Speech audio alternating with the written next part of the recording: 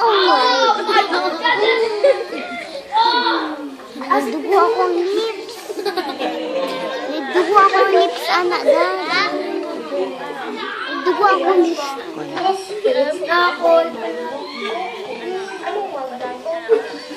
Nakalimutan ko na. Ibig sabihin, great work. Sustansyang waterproof na lalagyan ng mga itlog ko. Talaga? May mga itlog dyan? Oo, mga itlog. Pero maputin lahat sila.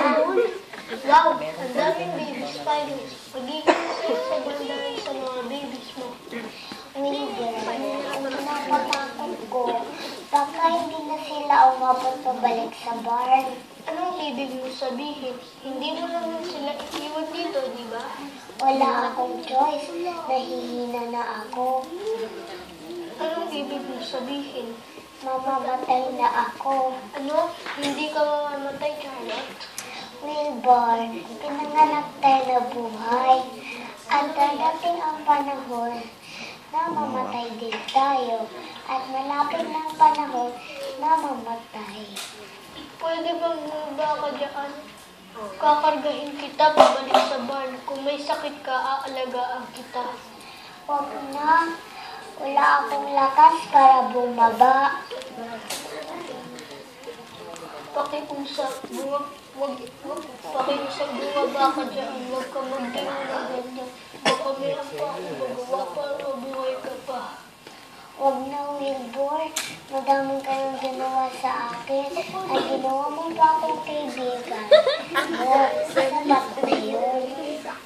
At dahil doon, ginawa mo maganda.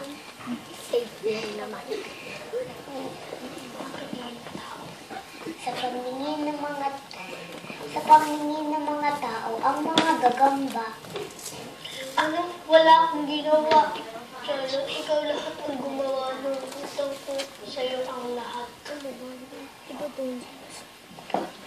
Ibang Ikaw ay wala, Wilbur. Ikaw. mga pumpkin. Charlotte!